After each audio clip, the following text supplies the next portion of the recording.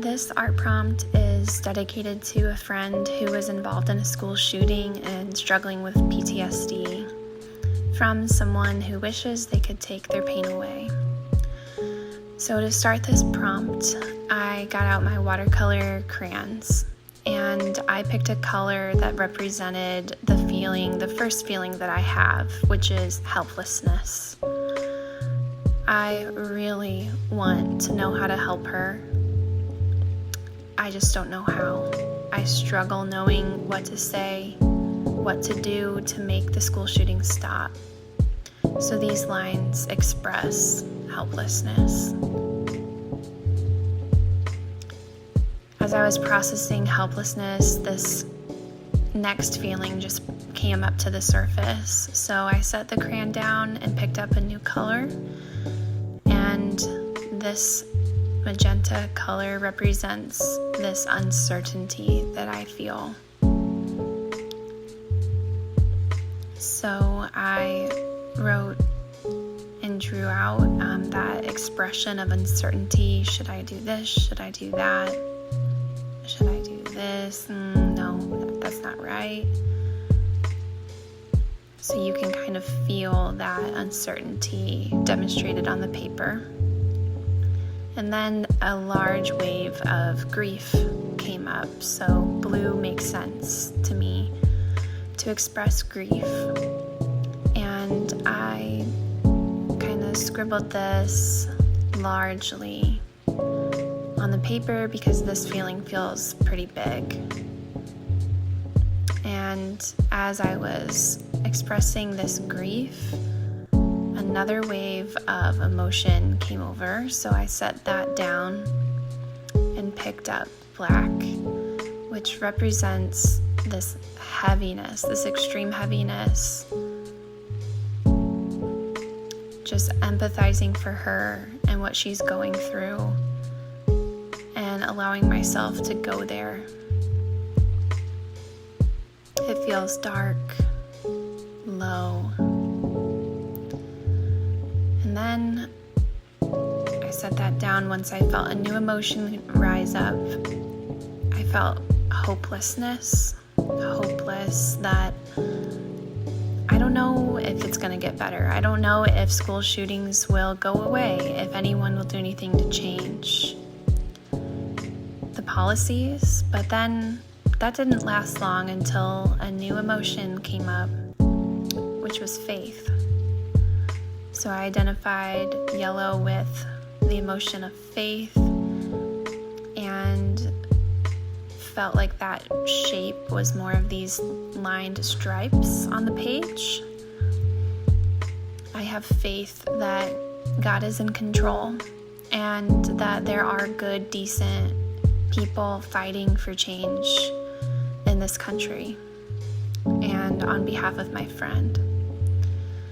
So the next step is taking the water, and I symbolized this water as God hears. He hears me and He cares. So I am taking this water, symbolizing His care, and brushing it over every emotion that I felt come up.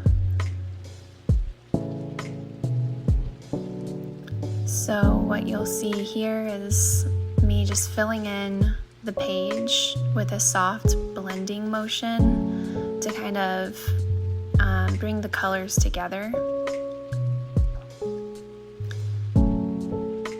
I started on one side of the page and I'm going to be slowly working my way up, adding more water slowly.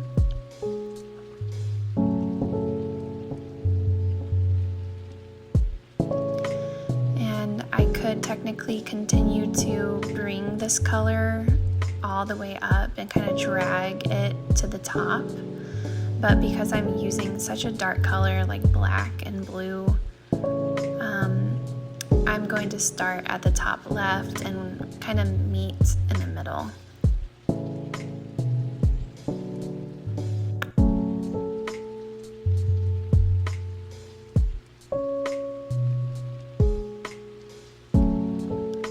if you haven't used watercolor crayons before, they are lovely for exercises like this. There's also watercolor pencils, pens, or just plain watercolors, and all are conducive for this type of prompt. But I think the crayons are the best, in my opinion, because they have a high saturation.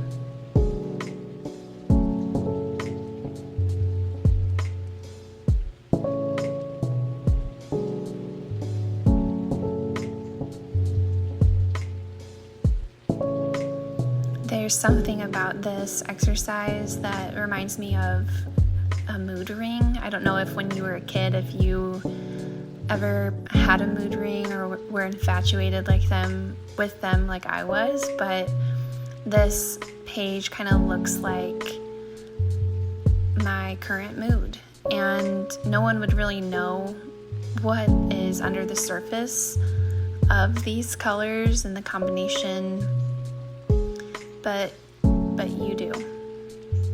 You know what is underneath the surface. So I did a little tapping here to kind of create some texture.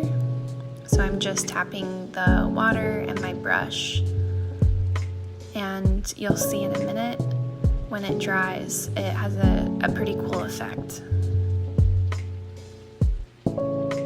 So that's that. Go ahead and leave your watercolor paper aside and allow it to dry.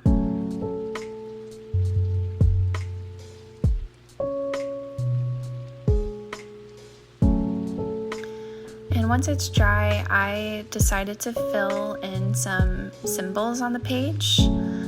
So you'll see the colors are a lot lighter because I added some water at the end.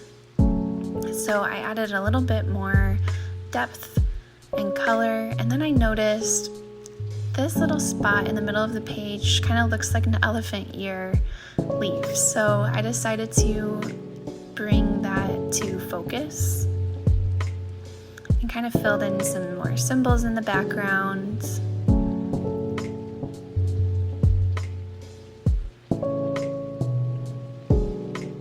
And here's the final result.